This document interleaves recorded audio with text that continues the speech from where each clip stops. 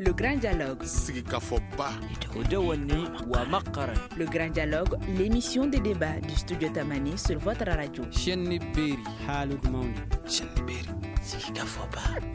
grand dialogue. An lamɛnbaaw farafina tilebiyanfan jamanaw n'o ye CEDEAO jɛkulu jamana minnu b'a kɔnɔna na yirala k'a fɔ ko k'u bɛna wari kura sɔrɔ n'o tɔgɔ bɛna kɛ ko ECO o kɔrɔ ye u bɛna bɔ franc CFA la ka na ECO ta ko o baara kan ka daminɛ san 2020 natan ayiwa walasa ka kuma o kan ko ko in ko ɲuman don wa ko jugu don wa a nafa ye jumɛn in de a kan ka taa taabolo jumɛn de kan an bɛna kuma o kan an ye weleli bila a dɔnbagana fila ma n'o olu ye économistes ye Modibo Makalu ale ni professeur Mamoutou Soumaré ayiwa ne yɛrɛ Muhamadu Touré an lamɛnbaaw an lajɛbaaw aw bɛɛ lajɛlen danse.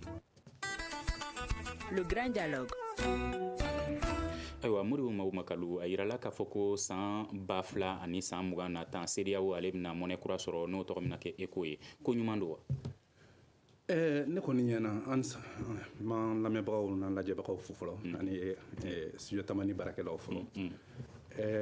Nin ye koba de ye parce que n'i y'a jateminɛ jamana o jamana n'i ka yɛrɛma hɔrɔnya sɔrɔ fɛn dɔw bɛ yen a bɛ fɔ olu ma ko devoir régalien mission régalienne jamana kan ka fɛn fila de batu o ye ka armée sɔrɔ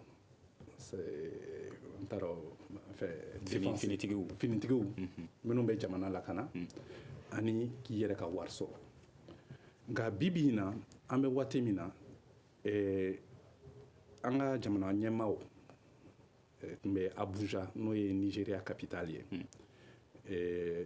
jamana ɲɛmaa 15 de tun bɛ yen olu de tun bɛ yen u bɛnna kan ka fɔ an ka fara ɲɔgɔn kan ka wari kelen an bɛ jɛ wari kelen na an b'an ka fanga fara ɲɔgɔn kan an bɛ wari kelen sɔrɔ min b'a to an bɛ jago kɛ an yɛrɛ dama ni ɲɔgɔn cɛ e filɛ nin ye e bɛ se ka taa Nigeria i bɛ se ka taa Benin i bɛ se ka taa Togo i bɛ se ka taa Senegal i bɛ se ka t'i sigi yen i bɛ se ka taa san kɛ i bɛ se ka taa feere kɛ yen olu fana bɛ se ka n'an fɛ yen an bɛ se ka jɛ ka fɛnw dilan ɲɔgɔn fɛ an bɛ se k'u feere ɲɔgɔn fɛ mais ni wari kelen in b'an bolo a bɛ jago nɔgɔya nka a fɛn wɛrɛw bɛ yen commerce la parce que n'i y'a lajɛ bibi in na jamana minnu se bɛ jamana minnu ye kosɛbɛ o ye jamana minnu bɛ sanni feere caman de kɛ o de bɛ jamana layiriwa mais anw bɛ k'a kɛ cogoya min na kabini indépendance la c'est à dire n'i y'an ka kɔɔri yɛrɛ lajɛ n'i ye sigiyɔrɔ 100 ta an bɛ 2 dɔrɔn de kɛ yɛlɛma k'a kɛ fini ye mais f'i ka valeur ajoutée de fara a kan f'i ka usines na nati mangoro ninnu ni si ni fɛn ninnu k'a transformer k'a yɛlɛma ka se k'a feere kɔfɛ n'i y'a feere kɔfɛ a bɛ wari min na nati o ye de ka nafolo ye mais n'i m'a yɛlɛma n'i y'a feere a bɛ feere sɔngɔ min na o ka dɔgɔ ni n'i y'a yɛlɛma a bɛ feere min na donc an ka mɔgɔw a bɛ fɔ de ma ko politique industrielle donc wari in dɔrɔn tɛ wari in ye ko ɲuman ye dɛ mais il faut que an ka jamana ɲɛmaaw ka fara ɲɔgɔn kan ka politique économique in bɛɛ de harmoniser a bɛ fɔ de ma ko convergence des économies il faut que économie ninnu bɛɛ ka taa fan kelen fɛ ka bɛɛ lajɛlen ka ala parce que an bɛ communauté économique min kuma la ça exige l'harmonisation des politiques fiscales et monétaires faut impôt musaka ninnu impôt bɛ sɔrɔ cogoya min na état bɛ dépense minnu kɛ ani sanni feere ninnu fɛnw bɛ kɛ cogoya min na ani wari bɛ dilan cogoya min na ani wari yɛrɛ sɔngɔ n'a bɛ fɔ o ma ko taux d'intérêt n'i taara banque la n'i ko k'i bɛ juru ta a bɛ f'i ɲɛna ko ni intérêt ye nin de ye o banque centrale de bɛ ka baara ye o bɛɛ ye bon n'i y'a ye an bɛna banque centrale belebeleba kelen de sɔrɔ n'a bɛ fɔ o ma ko banque centrale fédérale jamana bɛɛ n'a banque centrale bɛ to dɛ mais banque centrale ba dɔ bɛ kɛ yen min bɛ ɲɛmaaya ta mais ani jamana tɔ ninnu bɛ baara kɛ ɲɔgɔn fɛ o b'a to an bɛ wari kelen sɔrɔ ka se ka sanni feere k'an ni ɲɔgɔn cɛ mais an bɛ se ka feere kɛ fana an ka jamanaw kɔfɛ. Professeur Mamoutou Soumaré e bolo fana a ko ka ɲi wa walima kelen tɔ k'a jɛ don? Non, a ko ka ɲi. Monsieur Makalu a fɔ cogoya min na n'i ye i ka jamana indépendance ta i kan k'i ka indépendance monétaire ta misaliko la an ka constitution a fɔlen b'a la ko Mali de kan qui a monnaie bon jamana de kan ka monnaie bon maintenant en clinique en la France bolo c'est-à-dire que on a work chama na faire minke a clencher na faire que devise là c'est-à-dire qu'on fait jamana ou ka wori il n'a faut dollar ni yuan ni bien livre sterling a clencher quand a taux France bolo France ka ma bolo à son à Kachandoni mais mobe ka fochwa na ka bese ka Mali ou bien farafina anga zone monétaire la yiwa au té nya la jefene à Famba be Côte d'Ivoire de bolo Côte d'Ivoire de ta Kachani à Tobé moba milliards de fois mais à Klanchebe bo Côte d'Ivoire maintenant amna faranyon kan amna fara Nigeria kan Nigeria est Farafina Jamana, première puissance économique. Djangono avait 30e position de là. Position Bissabana. Position Bissabana. Environ entre 26 et 29, ça dépend. Mais en tout cas, à manger un pays développé, nous. À Frangabo. Maintenant, avec Nyamima, il faut que Baralika Kekosebe pour qu'on a des avantages là. C'est-à-dire que Anafabe Kanata Nigeria et on Kasiriko Fedoni. Il y a la M. Makaluko taux d'intérêt. Nigeria a taux d'intérêt directeur là c'est 13%. Tant ça va. Taux directeur. C'est-à-dire que banque ni banque là banque centrale nigérienne fait à 13%. Quand là a dit population en taux directeur c'est 2,5%. Flanicla. Donc banque beta enfin au problème. Ensuite d'évaluation. Nous a photo on a amadegi d'évaluation on a une dévaluation qui est de ça. Akera il faut béret de Tirankuna mais Doudobé tous les ans sans fla ou sans savoir dévaluation de Béké Ghana flé c'est-à-dire que il a monnaie ani monnaie ouais a fallu fanga biyelema avec doroya bien avec il faut tout dola mba euro ni a fallu français fala ka chan tout dola avec dollar sinon euro dollar au Kira on fait en 94 c'est-à-dire war fanga doroya mais du coup dobé on a fait na Ghana ani Nigeria au lieu de Gelendouane pour président Dobé Fanga perdu parce que dévaluation de Djoubia. Au Ghana, il y a 2 ans. Élection perdue parce que monnaie digna. Donc, au bout de quand il y a une population, avantage est là, mais il faut que on a don risque qui fait des balles. On a clair à faut non ou don. On demande que Djoubia parce que ni namad langanya. Moi aklibe mina kabe na famille la do jamana kun. Abisonga ke toabuba fotuam la retour du bâton abisonga djouya donc à Caen mais à Caen de manière rigoureuse pour kanga glan kanya aywa anga jamana be tabulo min kan chaman be ka foko mara tabulo may ko yurugu fana be jamana kono ni o tako laje est-ce que ni monay abna seka laben kanya ina fo professeur Soumare ya nyini chukamin Urugu be dinya jamana be law Amnesty International no e jamaria do e miski be nya ko kan siège be Allemagne olu be yurugu ni be classé jamana o classé 100 mais abe dinya fambere o mais faka kelere parce que jamana wari na folo na chiena surtout jamana munu c'est berete jamana munu ni jamana na folo tara mana fɛnw na ou bien n'a détournera jamana denw ne bɛ perdre parce que ni min kan ka don dɔgɔtɔrɔso la ni min kan ka don sara la n'o ma don la jɔn bɛ perdre jamanadenw tɛ mais bi o bɛ fɔ la mais an ka banque centrale bi a bɛ cogo di bi dɔw b'a la k'an ka banque centrale tɛ banque centrale ka baara ye mun ye banque centrale ye warisoba de ye banque commerciale o ɲɛ bɛ minnu na mɔgɔw bɛ i bɛ t'i ka wari ta yɔrɔ min na i bɛ wari bila yɔrɔ min na olu fana ka banque de ye banque centrale ye Banque centrale in de be a be fɔ min ma ko émission de la monnaie ale de bɛ wari Dilan jamana ɲɛmɔgɔw bɛ wariko yamaruya bɛɛ di banque centrale de ma donc banque centrale de bɛ wari biyew dilan ani warimisɛn mais wari biye ni warimisɛn n'i y'a lajɛ n'i ye sigiyɔrɔma 100 o 100 ta 15 ou bien 20 dɔrɔn de ye wari biye ni pièce ye wari tɔ a bɛ fɔ o de ma ko monnaie fiduciaire billet de banque pièce de monnaie mais wari fanba in a bɛ fɔ o ma ko monnaie scripturale o ye sɛbɛnni de ye écriture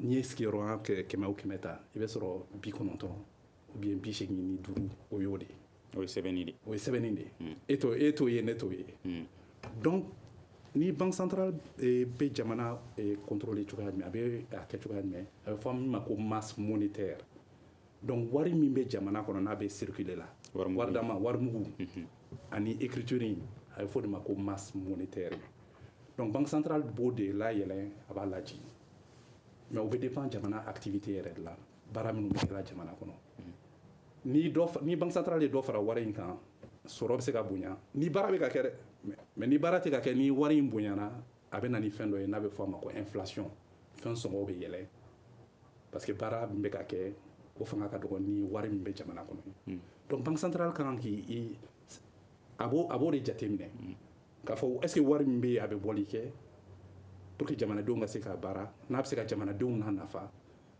parce que n'i y'a jateminɛ état o état an ka état ninnu an ka jamana ninnu bɛɛ fɛn damadɔninw de bɛ yen u kan k'olu jateminɛ ajustement interne o ye mun ye ka baara di jamanaden bɛɛ ma plein emploi o y'o de ye plein emploi in n'o kɛra caman bɛ bɔ chômage la mais en même temps u kan k'u jija fana fɛnw sɔngɔ kana yɛlɛn kojugu parce que ni fɛnw sɔngɔ yɛlɛla wari bɛ jasi ni mugan b'e bolo bi n'a fɔra e ɲɛna ko kalo kura ko i bɛ taa buru san ko buru yɛlɛmana ka kɛ 30 ou bien 40 ye ni dɔ ma fara i ka sara kan donc dɔ bɛ b'i ka wari fanga la don o don donc inflation in banque centrale yɛrɛ ka kɛlɛ fanba ye o de ye donc an ka banque centrale kura in u y'a fɔ k'u bɛna o de kɛlɛ professeur Sumare y'a fɔ cogoya min na anw bɛ CFA la bi in na Mali la n'i y'anw ka inflation lajɛ UEMOA kɔnɔna la sigiyɔrɔma o sigiyɔrɔma 2 inflation i n'a fɔ tubabu jamanaw ne kɔni ɲɛna u ka dɔgɔn dɔɔni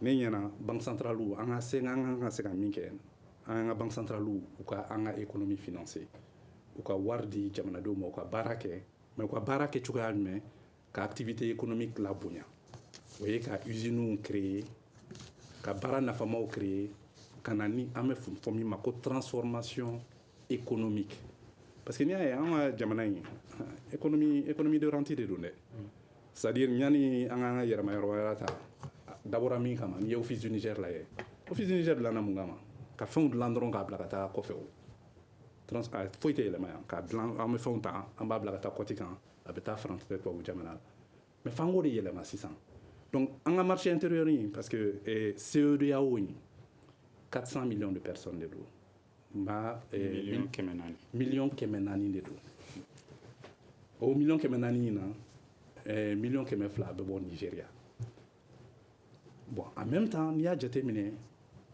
a bonya na million 5 de don kilomètre carré donc hali an ka bon ni Union européenne jamana 27 ye donc ni an tun ye jamana ye CEDEAO kɔnɔna la an bɛ kɛ jamana 4 de ye diɲɛ kɔnɔ bon n'i y'an ka nafolo n'an ka fɛnw bɛɛ ta k'u fara ɲɔgɔn kan n'a bɛ fɔ o ma ko puissance économique ni i tun ye CEDEAO ta bi in na professeur Sumare y'a fɔ ko Nigeria bɛ kɛ 28 ni 30 ɲɔgɔn cɛ mais n'i ye anw ni Nigeria bɛɛ fara ɲɔgɔn kan jamana 15 an bɛ kɛ parmi les 20 puissances mondiales kɔnɔ c'est à dire an ni Arabie Saoudite ni Suisse an n'olu de bɛ kɛ niveau kelen na o ye koba de ye mais f'an k'an cɛsiri de fɛn damadɔninw bɛ yen fo banque centrale ninnu parce que 2020 a sera ka ban koyi mais bɛɛ ma pɛrɛ anw pɛrɛlen don UEMOA pɛrɛlen don parce que BCEAO n'o y'an ka banque warisoba ye. D'accord, minnu pɛrɛnna an bɛn'olu fɔ sisan na. N'i ye wariko ta k'a lajɛ généralement kulu fila de bɛ yira faamaw fantanw wa faamaya bɛ dɔn ni warisɔrɔ de ye fantanya fana bɛ dɔn ni warisɔrɔntanya de ye. Nin monnaie kura min bɛna sɔrɔ ko ECO a nafa jumɛn de bɛna se fantanw ma? Monsieur Magalo a fɔ cogoya min na ni an ka ɲɛmɔgɔw y'u cɛsiri ka industrie créée ka emploi di mɔgɔw ma a bɛna sɔrɔ dɔ lase mɔgɔw ma ni croissance économique bɛ kɛ c'est-à-dire que san o san dɔ bɛ fara dugu wari kan o wari bɛ tila mɔgɔw ni ɲɔgɔn cɛ par l'intermédiaire a soit a bɛ kɛ mɔgɔ bɛ employé donc i bɛ sara dɔ sɔrɔ n'i ye sara sɔrɔ i bɛ consommation kɛ consommation bɛ na ni développement de l'industrie ye ni développement de l'industrie kɛra consommation bɛ na tuguni emploi bɛ na tuguni donc tubabu b'a fɔ cogoya min na ko cercle vertueux n'i ye fɛn daminɛ n'i y'a digi a kan ka continuer ka rouler i n'a fɔ n'i ye ballon dɔ ta n'i bɛ kulu sanfɛ n'i ye ballon pousser ballon bɛ pousser continuer ka jigin économie fana bɛ ten n'i ye cercle vertueux dɔ créer économie bɛ yiriwa monsieur Magalo b'a fɔ cogoya min na transformation t'an fɛ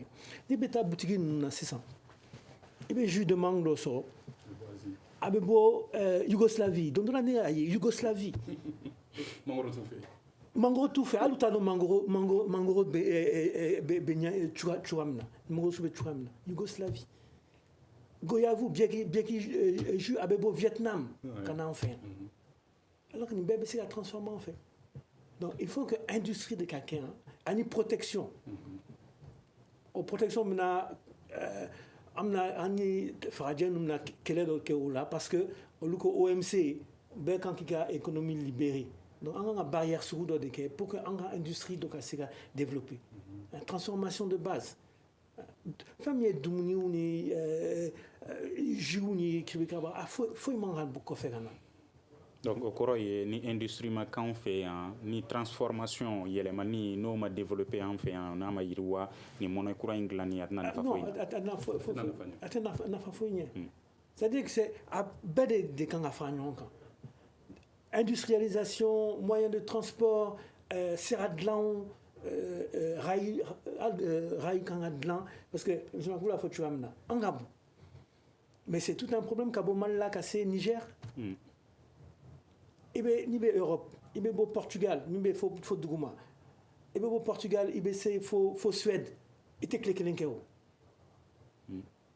mais n'i bɛ bɔ Dakar k'a fɔ k'i bɛ taa Lagos i bɛ tile joli kɛ n'i ye camion kelen fa k'a fɔ k'i y'a fa Dakar ka taa n'a ye Nigéria ni fɛn min ye tile 13 i b'o kɛ tile 14 ani bɛ wari min bɔ tandis que n'i bɛ Europe i b'o kɛ en tile 2 i tɛ wari fana foyi bɔ donc ani an ka coordination an ye accord caman signé libre circulation des biens c'est-à-dire bɛɛ bɛ se ka i ka fɛn dɔ ta dugu dɔ la ka taa dugu wɛrɛ la ani libre circulation des personnes bɛɛ bɛ se ka voyager i n'a fɔ fu o bɛ papier kan mais dans la réalité o tɛ yen n'i bɔra Abidjan ka na Mali la i bɛ lajɔ Côte d'Ivoire kɔnɔna la i bɛ lajɔ frontière la i bɛ lajɔ Mali kɔnɔna la i bɛ lajɔ tous les 100 km ou bien tous les 200 km o wax ni dɔ bɛ di fɛn ninnu ma fɛnɛ donc nin bɛɛ de b'a kɛ ni industrialisation kɛra répartition de la richesse bɛ yiriwa bɛɛ bɛ fɛn dɔ sɔrɔ ensuite an bɛ se ka développer dɔɔni dɔɔni. D'accord. Donc Makalu o kɔrɔ b'a yira k'a fɔ ko sanni monnaie yɛrɛ kun kan ka dilan an kan ka ɲɛsin industrialisation de ma fɔlɔ. politique industrielle mais hali mais n'i y'a jateminɛ n ye papier dɔ sɛbɛn salona sini n'i ye Afrique bɛɛ fara ɲɔgɔn kan jamana 55 d'abord an tɛ se k'an yɛrɛ balo fɔlɔ miliyari 80 miliyari 800 o de bɛ bɔ ko an b'o dumunifɛn de san kɔfɛ jongo diɲɛ san o san an tɛ se k'an yɛrɛ balo a dumunifɛn de t'an fɛ dumunifɛn de bɛ san kɔfɛ ka na n'a ye Afrique assez de t'an ye non alors que dugukolo min b'an bolo a tɛ mɔgɔ si bolo c'est à dire n'i ye an ka dumuni sigiyɔrɔma 3 o 3 ta kelen bɛ bɔ kɔfɛ professeur Sumare y'o de ɲɛf'i ɲɛna n'a fɔra ɲɛna ko mangoroji jus de mangue ko bɛ bɔ Vietnam e bɛ se ka mun faamu o la ou bien jus de goyave donc an bɛ mangoro sɛnɛ yan an b'a bila ka taa kɔfɛ olu b'a transformer ka tila ka bila mais c'est comme bazin kɔri de don bazin ye kɔri de ye e y'a mɛn ko bazin usine bɛ yan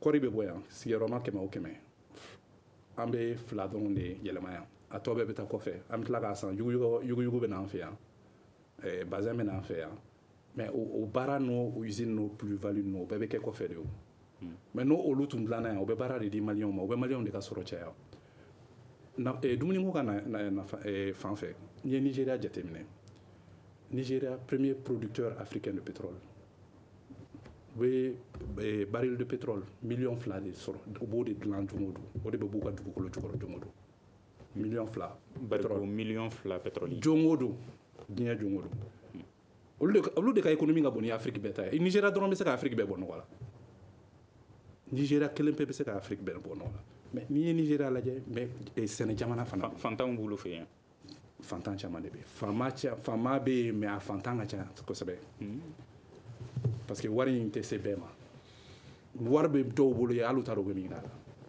la i y'ali ko Dangote tɔgɔ mɛn o mais o ye baara k'a ka wari sɔrɔ de mais politicien faama caman bɛ yen waritigi caman bɛ yen bon n'i y'a jateminɛ Nigéria sɛnɛkɛduguba de tun don o kɛlen bɛ ka fɛn bɛɛ bila pétrole kama mais anw ni Nigéria cɛ exemple 2 malo ani bagan mara Nigéria est premier producteur africain de riz malo sɛnɛ la olu de bɛ Afrique bɛɛ ɲɛ mais olu fana bɛ malo min san kɔfɛ ka na n'a ye Afrique jamana si t'a san mais u b'a san ka bɔ kɔfɛ de o anw bɛ malo produit au fils du Niger la mun na Nigéria tɛ se ka na malo produit au fils du Niger la ka fɛ donc communauté in ma an dɛmɛ k'o de kɛ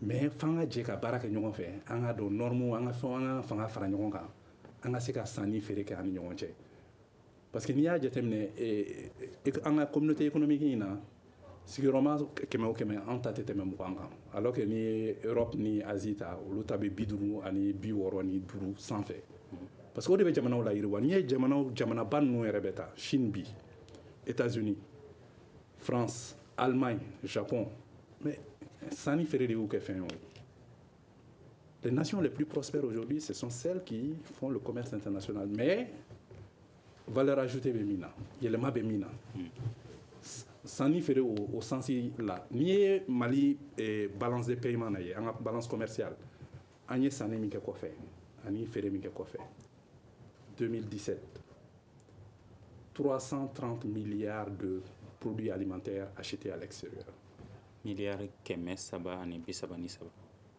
o de sanna kɔfɛ dumuni fɛn na ka na n'a ye 330 milliards 333 professeur Sumare ye minnu fɔ jus ninnu b'o la an bɛ se ka minnu dilan yan bon baganko la anw de bɛ na Nigéria kɔfɛ bagan min bɛ Nigéria a tɛ Afrique de l'Ouest yɔrɔ si Mali de dalen bɛ Nigéria ka baganko la mais Nigéria bɛ transformation kɛ pose cuir ani sogo mais u bɛ min dilan k'u bara a t'u bɔ mais a caman m'anw fɛ yan anw bɛ bétail exportation bétail sur pied de kɛ an b'a ɲɛnama de ta an bɛ taa n'a ye an tɛ sogo sɔrɔ a la an tɛ corne sɔrɔ a la an tɛ boyau sɔrɔ a la an tɛ cuirsé peau sɔrɔ a la an tɛ golo sɔrɔ a la an tɛ sabo sɔrɔ a la et n'i taara n'a ye kɔfɛ i tɛ se ka segin n'a ye o donc i bɛ obligé de k'a feere mais o y'an ka richesse nationale de ye o donc n'an tun sera ka fɛn dɔw transformer yan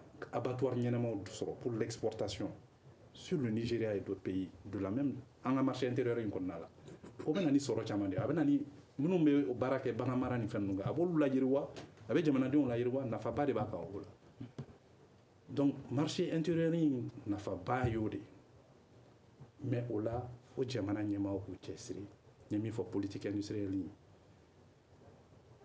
hakili jakabɔ de bɛ kɛ anw bɛ se ka mun dilan k'a feere tɔw ma ni nafa ye wa an bɛ se ka mun san tɔw fɛ n'o fana bɛ se k'an nafa n'o t'an bara yan ni nafa ye o de bɛ jamanaw bɔ ɲɔgɔn na.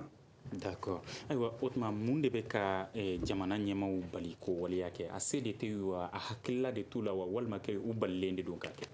non mɔgɔ si tɛ mɔgɔ si bali ka fɛn kɛ o c'est tubabu b'a fɔ ko décision politique il y a des choix des choix prioritaires de par exemple mal là moi ben yeshile no ko sanu sanu na fait sanu non sanu te emploi d'imroma il y a presque 7000 personnes dans des talents dans les mines donc ça n'a rien chez sanu mais on a chez agriculture ni production agricole ouest africaine là le premier pays producteur c'est la Côte d'Ivoire. Mais donc deuxième pays, deuxième position en Afrique en production agricole vivrière, c'est le Bénin. Le Bénin a produit l'année dernière 11 millions de tonnes. Bénin l'a dit. Mali est 9 510 millions de tonnes de production vivrière. Donc décision politique. Donc, le Bénin, Temena, Mali là, coton là, Kori. En 2018. Mouneno. Simplement parce que le président Boni Yahi a le roi de l'or blanc. Talon.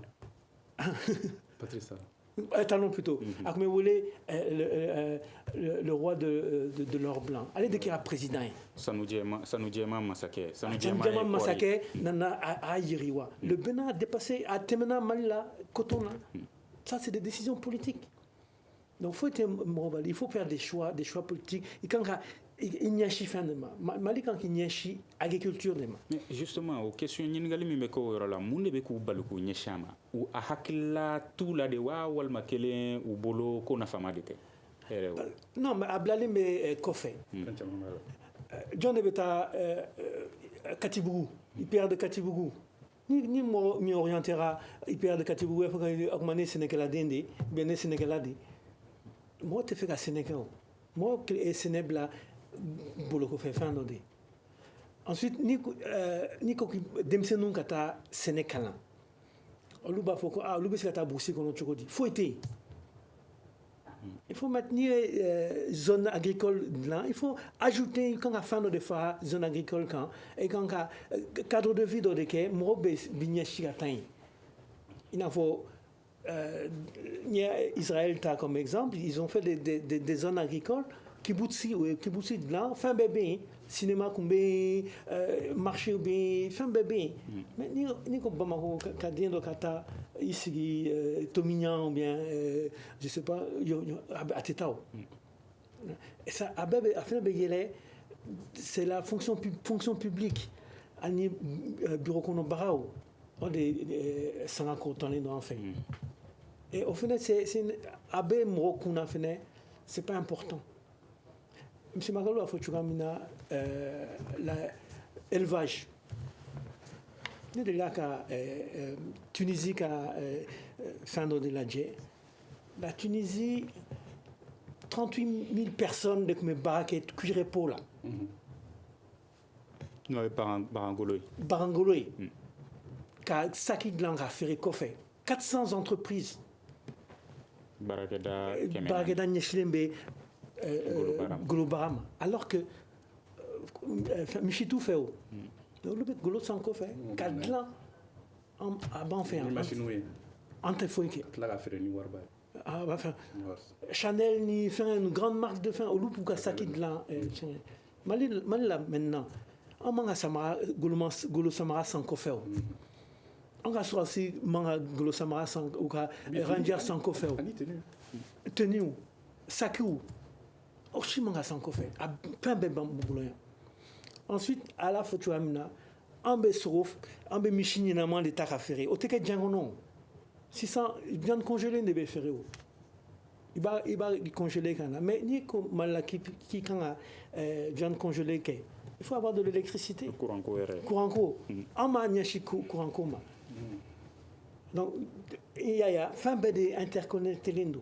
D'accord. Ni courant comme ma yiriwa antika industrialisation que antika usine blanc et à la dia 600 des centrales solaires bas dominant blanc kita pour presque 50 milliards de francs CFA i y'a yira ko n'i y'a ta k'a lajɛ Mali la taux d'électrification nationale n'o ye bɛɛ ka courant sɔrɔ 100 sara la a bɛ 42 de la mais n'i taara togodaw la k'a bɛ 100 sara la 18 de la. Parce que olu ɲɛsi courant ma n bɛ courant san Côte d'Ivoire.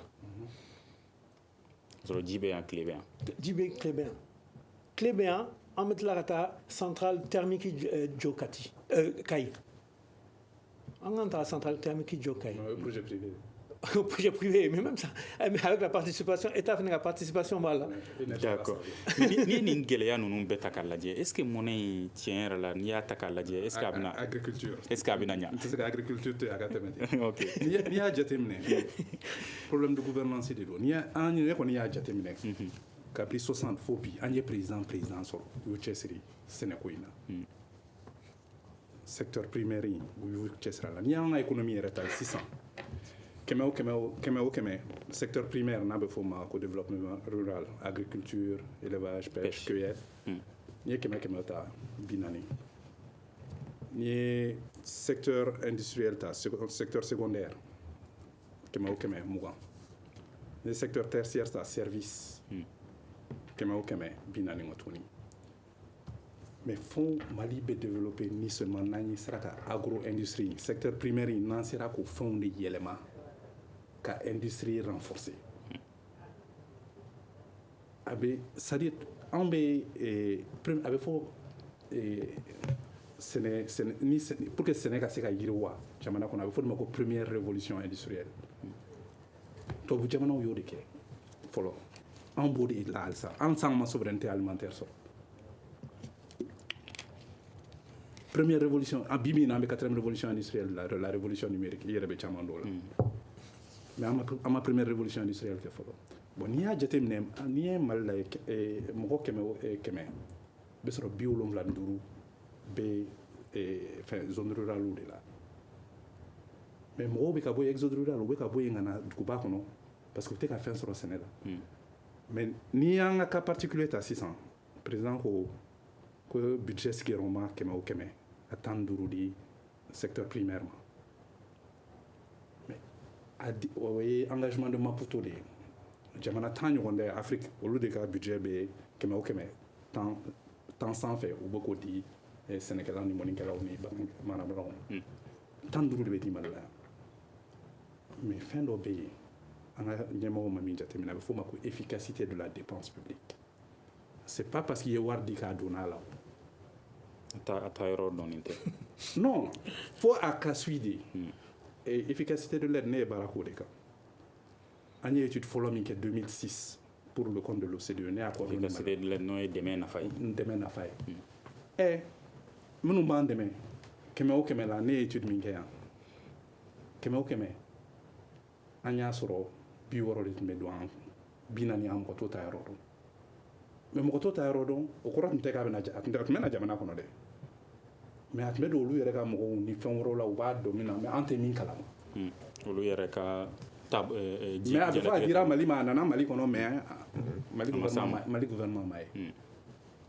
Donc oui, aspect budgétaire oui, aspect de gouvernance oui. C'est pas parce qu'il y a wardi ka dona ni ne warde manga tani san ni ma laje ni tarami san no odedo ou bien na bedo nala.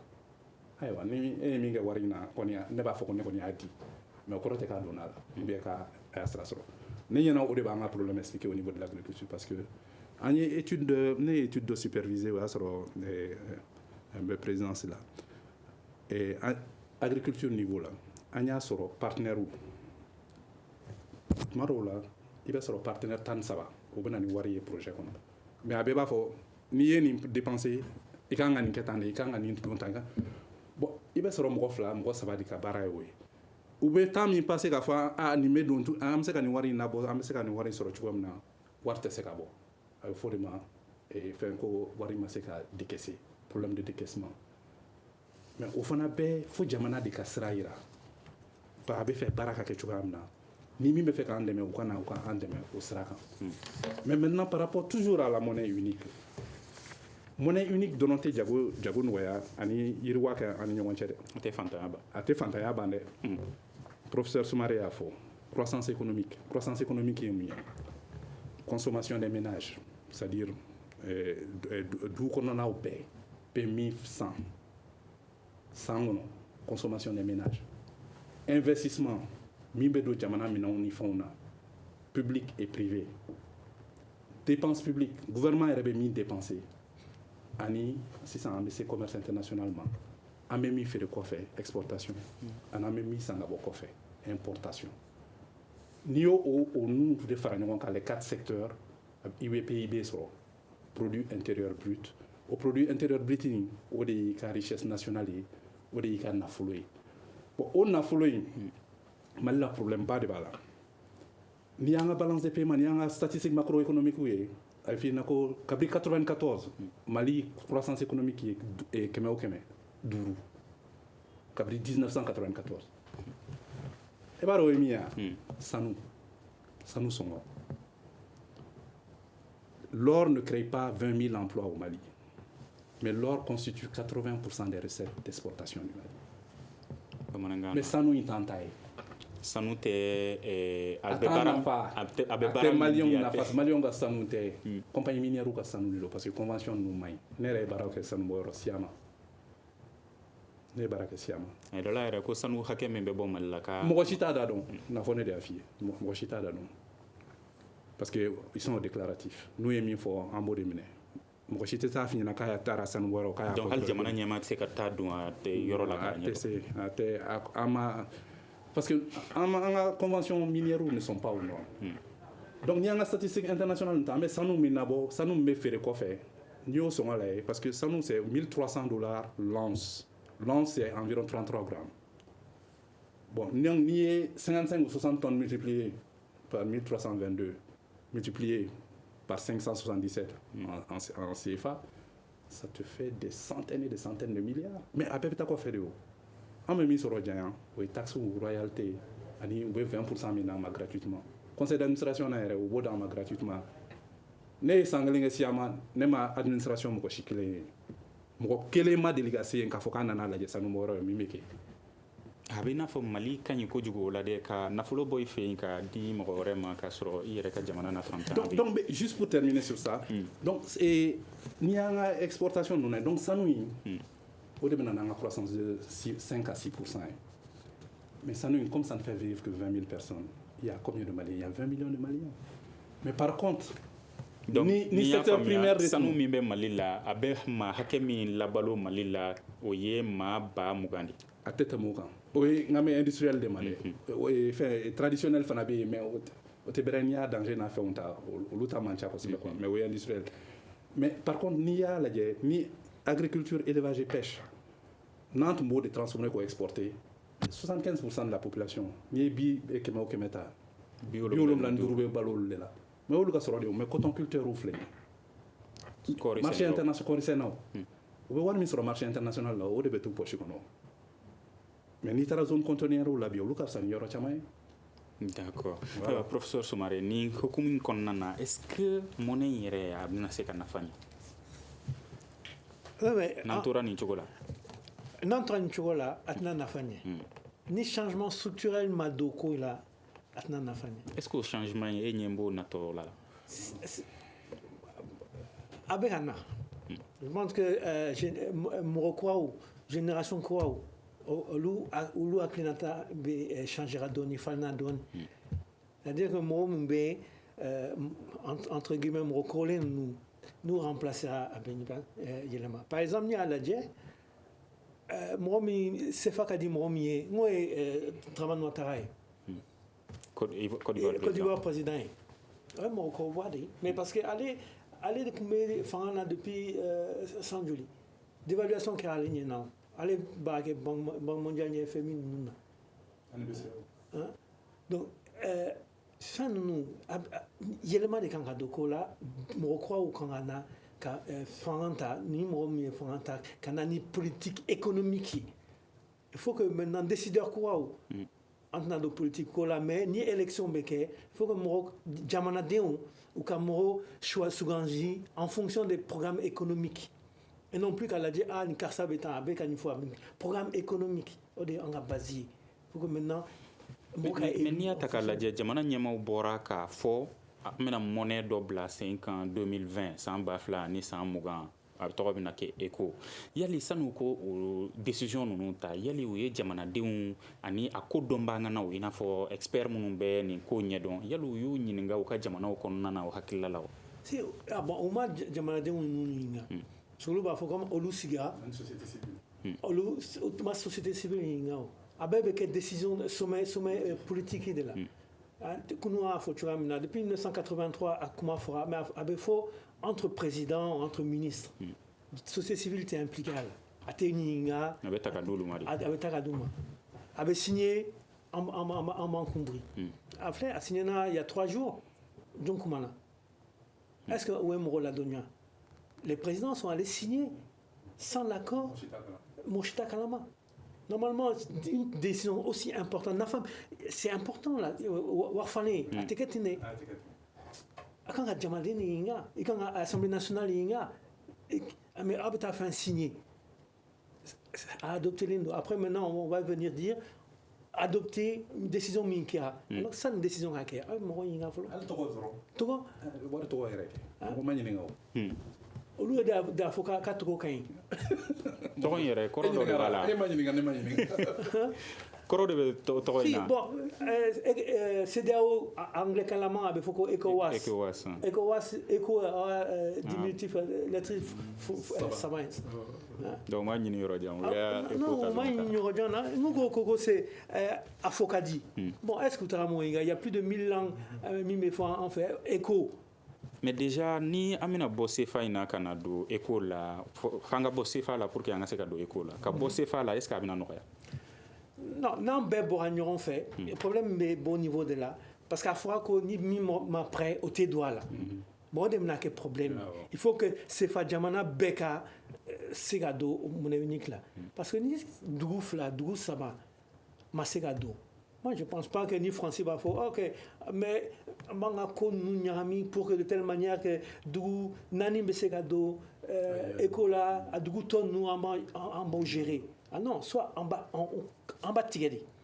En bébonio on fait ces là, soit en tebo ces là. D'autres c'est ta ka d'autoi. D'accord. Ça va être impossible. Est-ce que monnaie courant a garanti ces bagné? A garanti ces bagné que et monnaie ni wardien warta. Banque centrale de b'a garanti stock d'or sanu minnu bɛ jamana bolo BCEAO an ka stock Mali ka stock d'or bɛ BCEAO de la partie dɔ ani réserve de change n'i ye feere kɛ kɔfɛ par exemple n'an ye kɔɔri feere kɛnɛma kɔɔri in bɛ feere dollar de la ni partie dɔ bɛ na n'o bɛ to compte d'opération kan partie dɔ bɛ banque centrale bɛ partie dɔ demandé o bɛ rapatrier o ye réserve de change ye o bɛ taa o bɛ bila kɛrɛfɛ o ye jamana nafolo ye réserve de change donc o de bɛ wari garanti donc sisan avantage min bɛ ECHO la c'est que jamana 15 in bɛ n'u ka wari bila ɲɔgɔn fɛ mais fo gestion ka dayɛlɛ de fo banque centrale gestion ka dayɛlɛ o kelen bɛ n'i taara BCEAO ka site kan ou quoi compte financier là il be détaillé be al jurum be do personnel la semaine ma kon o te banque centrale to la d'accord wala sa ni ko kan nyana bo akanya me fe ka mi fo itmi ni ngali do ke professeur Soumaré la ne joro le meilleur mina Nigeria be pétrole million fla bo ka jugolo ro jungolo ate essence de lan aba faire kena mate atla ka essence sankana raffinerie nani le bo bara acheter marché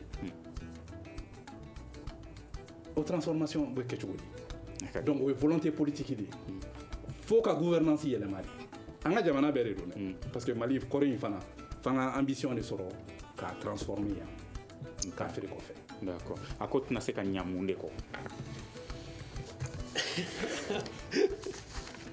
je crois qu'aller à votre décision politique au droit de à quoi bɛɛ bɛ se ka décision politique an ka ɲɛsi baara de ma ani baarakɛlaw ka usine dilan ka transformation kɛ ka importation nɔgɔya fɛn min tɛ nafa ɲɛ jamana na voiture de luxe